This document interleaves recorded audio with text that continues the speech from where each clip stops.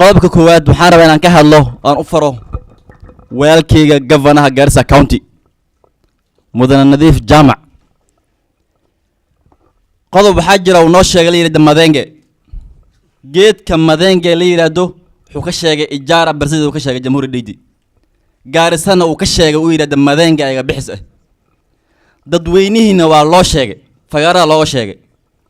dadkii oo wax la bixin lahaay ama taageero ku siin lahaayna uu sheegay Soomaa maxaa aamusanahay habeeniyo maalin la gooshaan ugu weydiiyay geedka Madenge shaqadiisa waad qaadateen intee geesin annaka waxaan sheegay geedka Madenge weli noolama dhiibin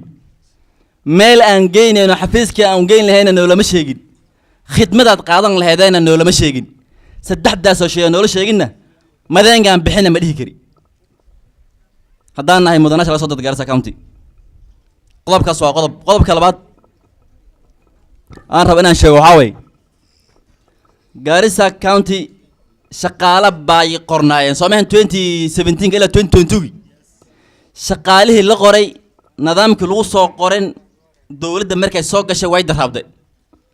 in ay wax saxdo baan soo afgaranay fagaarana waa la sheegay reportka in noola keeno Garissa County Assembly ayaan ogeyn hadalkii aad maqla waxay noqotay in task force la hagaajiyo guddi la qabto arintaas baaro guddiga maxkamad baa isku aaday waxay noqotay in la burburiyo haddana dib baa isku noqdo waxa la yiraahdaa maxkamad asla aaday high court bay martay labor court bay martay wixii waxaan ogaanay inuu soo afjarmay la isku afgartay in dib loo hagaajiyo guddi la saxo wixii halaabsan la hagaajiyo Soomaan shaqaalaha marka arintaas waxaan ogaanay inay soo afjarmayso haddii governor wax daraawsan yahay waa bini aadan waxa wax hagaajina waa bini aadan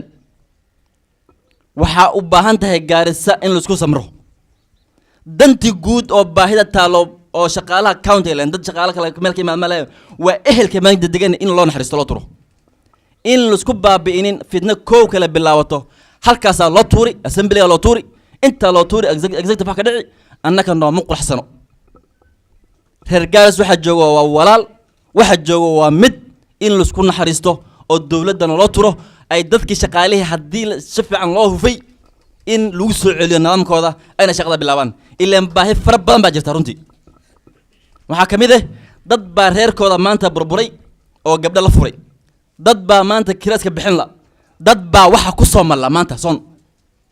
waana mutacallimiin waana culimada maanta ninkii la soo shaqeeyo waa wasiirka difaaca la soo shaqeeyo waxa yahay culimada maanta Kenya ninkii laga garan waa Amar Ducaali heerku ku gaaray wala shaqeynta culimadna asaga ka warami marka anaga halkii waxaan uga bixi arintaas aad iyo aad bayno dhibaasa ilaan dadkina soo doortay campaign la soo maray ayaa ku dimaan boosha la'aan haddii wax la sixi karo asaga governor sixi kara il raxanaha ku fiiriyo dadku waa wala dhashan waa ehel erigaas anaga governor Nadiif aan ka codsanaa aniga ku hadlay afkii assemblyga anaga intina la soo doortay waxaan joognaa 7 bilood alxamdulillah dibka ugu weyn Garissa maanta waa awaar ana meesha laga soo doortay baraki ilaa ay madoogash booyada biyaha waa 30,000 shilin haddaan been sheegay 20 bari oo isku xigta dawladda biyo kamaan helin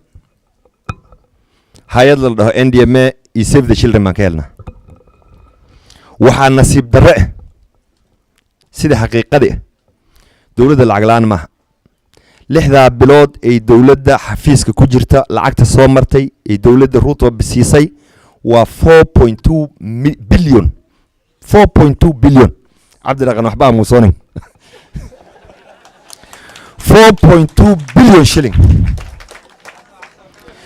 dawladda Nadiif Jaamac haday masquul meel ka dhistay 6 bilood ana shaqadan iskaga tagay xaqiiqo way maalin kasta inaan oynoon dhahna hay'adaha la soo gargaaro dawladda la soo gargaaro war gargaarkan u baahanna maxaa way 4.2 billion hadaad nus mushaar ku bixiso nuska kala biya iyo macaawin iyo raashin iyo bazar weydiiq hada nin baa inta ka dhawaajiyay arimaha bazariga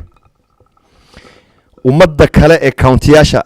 county-ga ugu yar baa 150 million ayay bixisay أنا جو حنا لودي بفوم يال أنا أفر بقول فوم من هيا وما ملينا العقد إن لهلاي وحقيقة العقد إن لهلاي وما ملينا هي ولا الكي نظيف جامعة وحن كجعلنا هاي ماله أنا ما نصودس مالو هذا ولا يستاهل إلا يهلقه كوريس أنا هذا كي كيسة يقدرنا لكن جدك هبين لقدر من الرال لوسو نقي وحقي لك هو ضمله محكمتكم ما صعد أنا عفرتن كإزداد حبناض كاونتي أسامبلي وأيد سنة لحظة إم بي اللي صوت دورتي دولة وأيد سنين مدانا هنا وزيرك سي اس ديفنس أكون يومياك وحن بندنج بيلز بالبحين إيه وحن هلا قدف ومدة بابيسو هلا سوجارو nin loo hadlo maxaa lama hadlo arrimahan county anaga dhan bayna dhibahayaan laakiin aniga afka nuucan dhaho hadal baa la bilaabay maxaa leeyahay dowladda hore laga qaaday aqaal iyo story baa la bilaabay soo magasiin ana afdal maxaa leeyahay waa dahab laakiin xasan geelle si fiican baa ugu dhufto asaga hadhow dambe ee dambe laga daba keenay laakiin arrimo maxaa jirta ana ka aamusnaan karin inta aamusnaan karo aan aamusnaanay 3500 oo ruux baa dowladdan shaqo laga tiray weligeed Kenya kama dhicin haba dhacday maxaa leeyahay lacag laan baa jirta lacag markay imaato bishaar baa ku bixi in horumarkeena iyo waxan baa la sheegay waan aqbalnay waan heshiinay deputy governor meeshii uu fadhiya anaga support gareynay la dhaho wage bill-ka meeshii 35 laga rabay 75 oo maraya dadka dhan waa la wada daadiyay hadda dhalinyarada waa ilma akhristeen oo fees laga soo bixiyay horumar u jeedaan it appeared before employment court before judge Bayram Ongai ilmi maxaa la dhahay wixii si fiican lagu qoray oo xaanshi haysto board camera 1400 wiil gabdha anaga aan dhalnay wax ka imaada marsabid ma jiro wax isiilo ka imaada ma jiro ilmihii countigan 1400 baa board ka hortageen 942 yaa la dhahay waa sax si sax baa lagu qoray si daacad baa lagu qoray ee hal iska dhaafo lacagta countiga ruux ma artay waliga county lacag ku dhigay county lacagta anaga ma iska leh dawladda ka imaata samo